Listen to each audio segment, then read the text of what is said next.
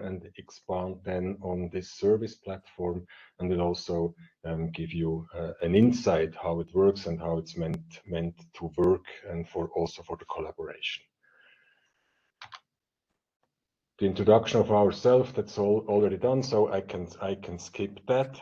And first, to start with, first some words about the Federal Office of Topography, swisstopo.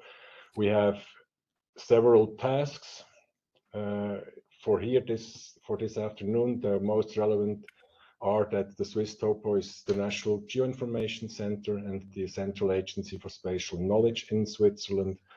We provide up-to-date and easily accessible knowledge on nationwide data in different domains, and we publish our data, our digital geodata, as Open Government Data (OGD). We are active in several spatial areas. This is ones here in green, the outer space and airspace, for example, for the supply of aerial images, and we're also the point of contact for satellite images in Switzerland.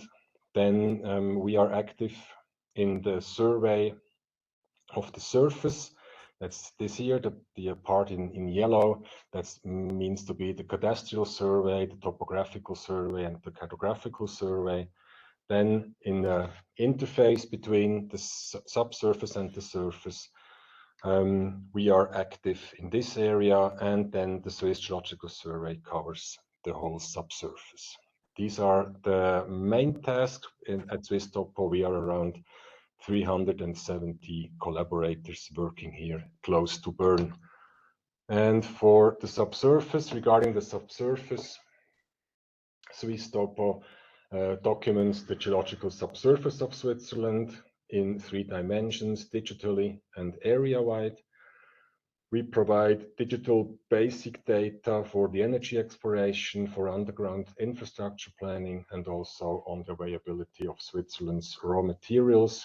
And we are active in the domain of research for the safe storage of radioactive waste and CO2. In particular, we have several tasks. These are these here. And first, let me change to the laser pointer. Up here, we are active in the production of geological data sets and models, vector data sets, maps, and also 3D models. Then we are active in the area of the documentation of the subsurface usage. We support, with our data, we support the resource exploration and their effective usage. We organize the geological, the geophysical, and geotechnical survey of Switzerland. Then, as said, we are active in the research and the operation of the Monterey Underground Rock Lab, with international cooperation with several international partners. And we are active in the coordination of geologists in Switzerland, be it in the administration, be it at universities or in the industry, or also in international organizations. To cover all these tasks, to perform all these tasks, we are organized in this way. That's new as of May 1st this year. We are organized now in a special data management department. Then in the geological mapping area, where we put together the mapping colleagues and the 3D modeling colleagues. So we have a multi-dimensional mapping group here. Then the georesources from hydrogeology, raw materials, geoenergy, and also infrastructures are here. And then the underground rock lab. And most important for this afternoon, the data management group that provides all our basic elements for the work we do as data models and all these further tools that we work with for to cover our tasks. Back in summer 2021, more or less a year ago, the Swiss government mandated our survey to realize the so-called action plan for the digitalization of the geological subsurface in Switzerland. That's a work plan covering the period 2022 up to 2030. And this work plan addresses 4 main goals. The first is to elaborate and expand our standards for the collection and processing of geological data. Then we address the comprehensive digitization of geological data throughout Switzerland, be it on a federal level or on the cantonal level. Then we have to accelerate the production of our geological data in all the dimensions. And we have to create a public and centralized access to geological data in Switzerland. This work plan comes with additional funds. This mandate gives us additional funding of 22 million Swiss francs in total for these 8 years. And there's the possibility to have 3 additional permanent positions at our survey. To bring the work plan to life, we defined 3 main activities, and I will expand on these 3 activities in the next slides. First, there's the nationwide data digitalization and harmonization. Then there's the completion of the initial geological survey. And there's the data flow and centralized data access. And before going into details, and as a prerequisite, we must be clear that at our survey, we need to streamline our production workflow. That means that we must bring different parallel activities together, that we need to bring 2D and 3D modeling together, 2D and 3D data sets together, and we need to go into one seamless workflow to cover all our steps in the production and publication workflow. We want to be a single point of access for our partners and also our internal collaborators. We want to act following the once only principle. Data is only treated once. Then we harmonized or are harmonizing our tools right now. We enhance on our standards. We work multidimensional and cross-organizational also within our survey. These are the prerequisites to go on. Regarding the activity 1, standards and data harmonization, we have a full suite of data models, minimal data models. These data models cover several topics. They are written in several languages, covering the official languages in Switzerland plus English. They are freely available, and at the moment we migrate these data models into the GeoSciML language, and that will be completed by summer 2023. And that gives us an international compatibility with our data models. Second, we have several tools that support the data harmonization. Is still activity 1. There's, for example, the stratigraphic lexicon available at strati.ch. This is the tool that covers all the basics that can then be needed regarding the data harmonization in several tools. And one of these tools is swissforage.ch. That's our borehole acquisition, borehole description, borehole management system, as you want. And that's then the tool that we need to structure our data. And the final plan is that we want to have fully harmonized data sets by 2030, be it as a vector data here, be it in terms of 3D models, in terms of boreholes, and also in terms of cross sections, but also in between these data sets, so that you complete harmonized data sets within the next years. Activity 2 covers the production of our data, the acceleration of the production of our data. There's first the Geological Atlas 1 to 25,000 scale. We plan to complete the initial mapping on this scale by the end of 2030. And you can see these are the orange squares. These are the map sheets that need to be worked on and need to be published within the next 8 to 9 years. And then we will have completed this work of 1 century. Second, the completion of our geological vector data sets. we started the harmonization over several steps.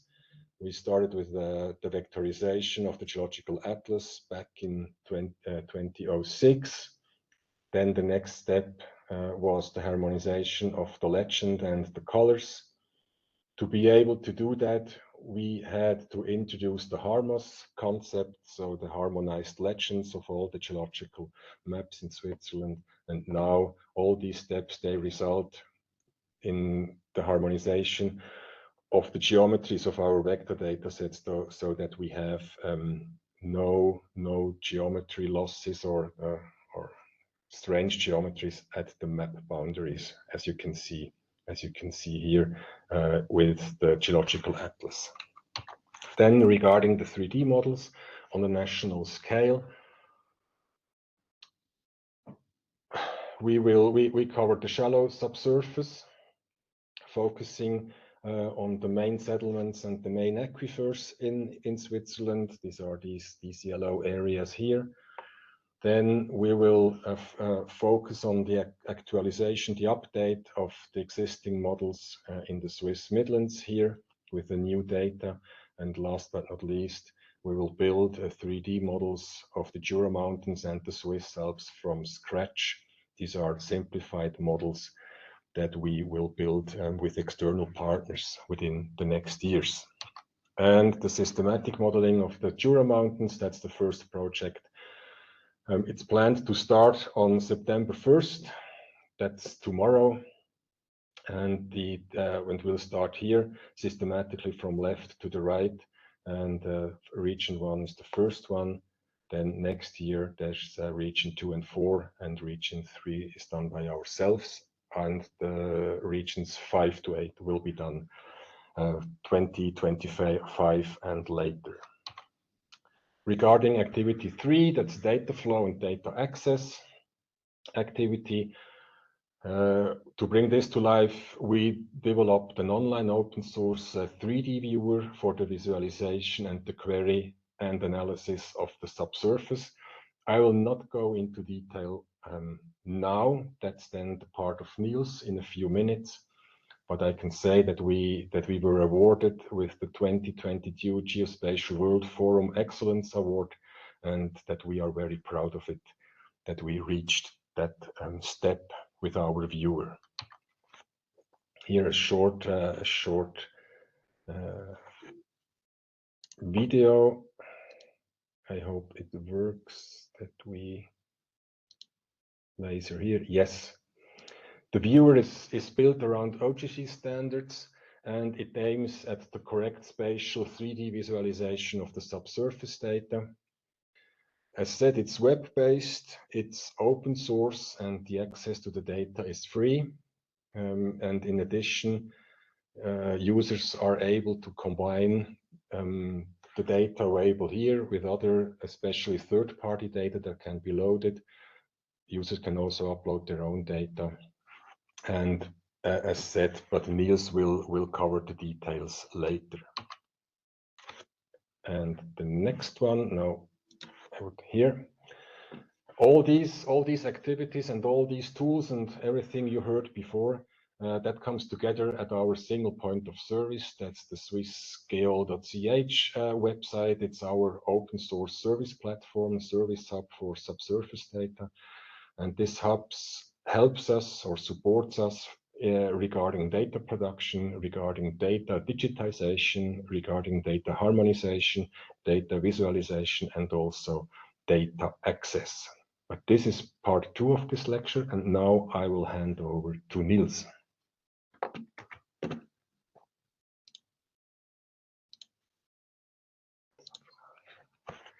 Yeah, okay. Thank you very much, Roland, for this overview of the activities. I'm going to present you now some more in detail the service platform swisstopo.ch. And I'm going to start with this statement. I think at least for Switzerland, that's true. There is a lot of data out there. As you can see here, all these yellow and green dots and geometries, these are all documents which are in our archive, and you can see it really covers almost entire Switzerland. So there are a lot of data around. However, this data is only poorly available, and this is because of various reasons. For example, data generally are stored in distributed archives, so it's not easy to bring them together. Frequently, they are not freely available. Basically, this is related to copyright and IPR issues, and unfortunately, frequently, the data is not even digitized. Furthermore, geologic data, although it is 3D and 4D, is generally provided as maps and cross-sections in 2D. Yeah, and the entire characteristics of the data is not so easy to handle. Therefore, an easy access to digitized, harmonized, and standardized geological data in its correct spatial position, so in the underground, is needed.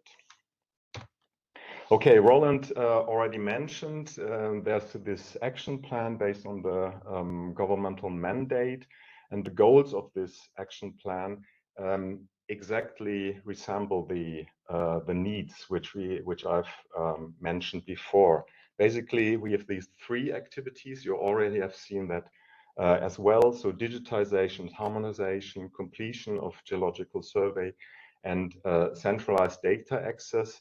In the next slide, I'm more focusing to the activity 1, so digitization, harmonization, and activity 3, the central data access.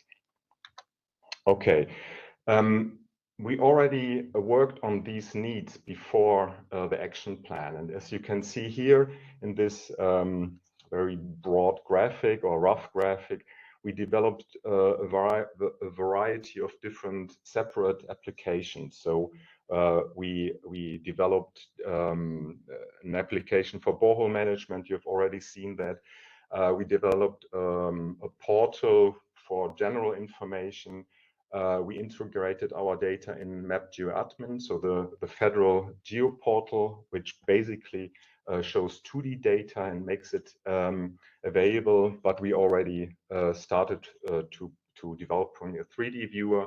We have a stratigraphic lexicon and so on. But I think the crucial point is that all these applications, these tools are separately running, and there's no connection between them. And that's so what we are planning is with swissgeol.ch, we want to create this hub which interconnects all these different applications and make data centrally available and easy to use.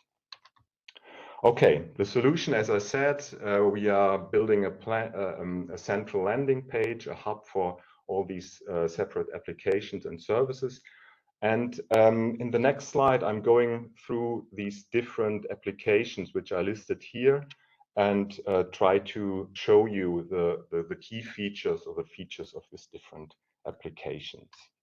First of all, yeah, the SwissForage borehole acquisition tool, Roland already mentioned it. With this tool, you can acquire data, not only borehole data or meter information on the borehole data, where the borehole is located, but also detailed information on each strata which have been met in this drilling. This is in production and it's an open source tool. So here in the lower right, there are 3 GitHub links where you can get the source code of this application. So the next application which I want to introduce is a tool which is made for the management of geological assets. With geologic assets, we are meaning basically geologic documents. And probably all of you know an image like this. So an analog archive, geologic archive. There are a lot of folders in paper, and you somehow have to manage this data. What we did, so we digitized all the data, and this is a proof of concept application. So it's not really in production now, but with a tool like this, you are able to search in a geographic space, but also on the semantic level, so searching for categories and different other attributes to find the documents which you need. As a result, you get a result table with the overview information, and for each document you get a detailed information on the metadata. You can select it, and of course you can directly download the respective document. Okay, it's nice to have this possibility to get the documents you need, but what's lacking is you don't know really the content of the document. And that's the reason why we started a project where we automatically detect the text, so that we did some OCR, we automatically classify the document, and we extract particular objects from this document. So we applied a machine learning algorithm. We defined, for example, for document classification, 14 classes. Here on the left-hand side, you can see the classes or the categories of documents. We labeled, so meaning manually assigned these classes to about 1,000 documents, and input these data to a machine learning algorithm. And the algorithm automatically assigns then the categories to the test data, or to the data itself. The same is true for object detection. Again, we define classes. Here we define 10 classes, so like geologic profile, drilling profile, and so on, for about 600 to 700 data or objects in the respective documents, and use this as input for the machine learning algorithm. The result, for each document where we applied the algorithm, we got a category, so the class automatically assigned to, and we got the objects which have been detected in the respective document.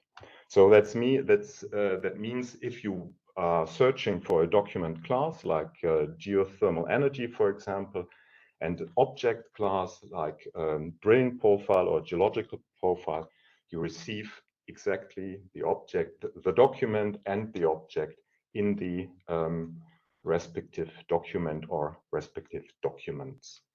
Again, this is a proof of concept. So we, as a lesson learned, we found that there's many space for improvement, especially the number of test training data. So the labeled document is very crucial for the success of this methodology. So in the last part, or this last application, which I would like to show you, is the 3D subsurface viewer. For the moment, this is really the core of the entire SwissGeol hub, or the platform. And I show you here, this is an overview of the part of Switzerland. So it's a web globe. You can see, like in Google Earth or other web globes, the terrain. We draped here a geological map on it. And with this 3D viewer, you are able to cut the terrain. You get an insight into the subsurface, or you can even discover the entire geologic structure below terrain. This is in production, so we are running this application at viewer.swissgeol.ch. And so here in the lower left, we have this permalink. So if you type in this link or you copy this link, you exactly come to this site in the viewer. Okay, Roland mentioned we presented this application at the Geospatial World Forum in Amsterdam this May, and I would like to show you a short commercial.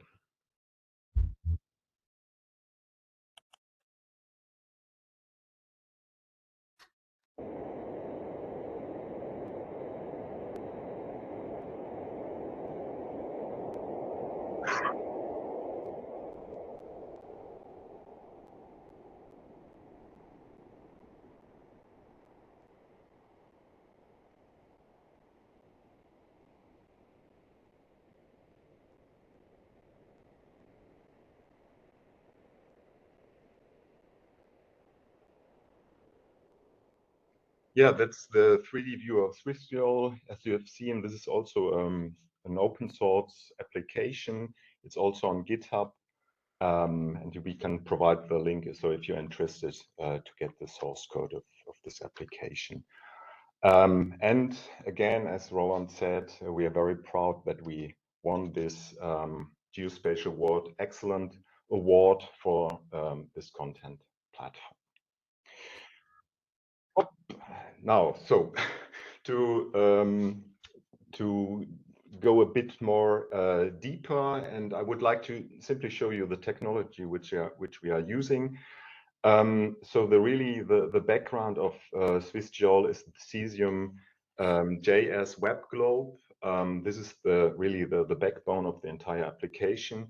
We're using JavaScript and CSS to build the functionality and also the GUI, so the graphical user interface. Data are hosted on our Amazon Web Service and on Cesium Ion. Cesium Ion is a service which provides 3D tiles for the optimized provision of data in the web. And I think the most important or crucial point is really data processing. We are using FME and Python to streamline the entire integration process. We are going for the usage of Cesium 3D tiling pipeline. So that's really, we simply have one part or one single pipeline to integrate the data. We integrated an identity access management solution of the Swiss Confederation, and it's possible also to integrate web services from other providers. I have to say that we are not developing this application by ourselves. We have development partners, one is Camp to Camp in Lausanne, and Cesium, which is the core developer of the Cesium technology. Concerning Cesium extended the core functionality in the framework of this project, in the framework of SwissGeol.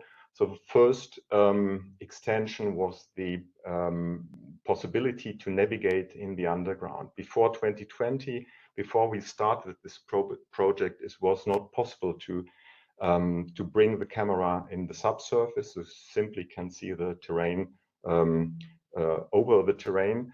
And now it's possible really to navigate below the terrain. During this year, we are working on the visualization of voxel data, and the work shall be finished around end of this year. So if you are interested to know more about the role of Cesium in the entire project, here's a YouTube video which you can check for it. Okay, now the key functionality, the key features, we get integrated about 60 data sets, which you can individually combine with each other.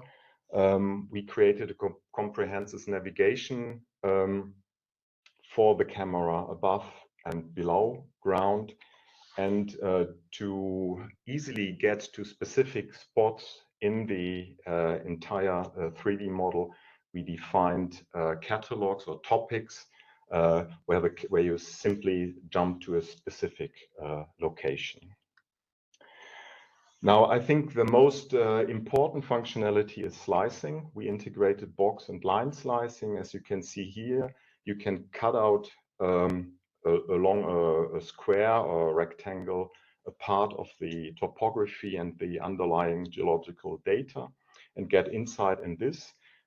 You also can flip this slicing so that you cut away all the other around this rectangle and create really a block model or a model of the respective scene.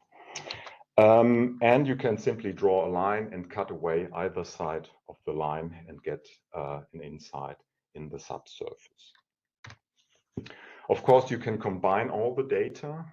For example, here we simply combined topographic data, like this orthophoto, infrastructures like buildings and tunnels, with geological data like this drill holes or wells here. You can create geometries like points, lines, and polygons, or you can upload your GPX track from your last field trip and combine it with the existing data. Of course, you can also, each geometry can be annotated so that you can exchange information on this respective geometry. You can visualize geological structures, you combine them. For example, here, this is a geothermal well in eastern Switzerland, which created an earthquake, and you can simply see which earthquake are related to which geological structures, which may cause the earthquake. You can select and download data. One idea of SwissGeol is the easy access, but also the provision of data. So the general idea is that you can visualize a specific site. You can select the data which you want to work on in more detail and download the data in this respective area. And you can integrate your own data. Here, this is the Glaros main thrust, this white triangle surface. So we integrated this as a KML model.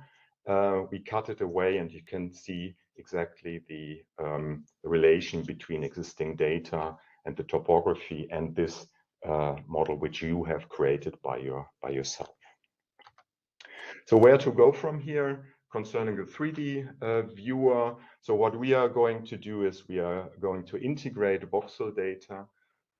We want to develop the platform as a collaboration platform so that you can exchange your data, that you can work together with your colleagues on a specific region. And we want to also extend the data search and query functionality of the entire tool. For the other tools which I've mentioned before, we certainly work on these AI tools to improve the classification possibilities. We're working on line detection to enhance also the data protection, and of course data exchange, exchanging data with international standards, as Roland mentioned before. So using GeoSimL is a topic which we are focusing on. And that is it. Thank you very much for your attention. And Roland and me, we are open to questions. Thank you very much.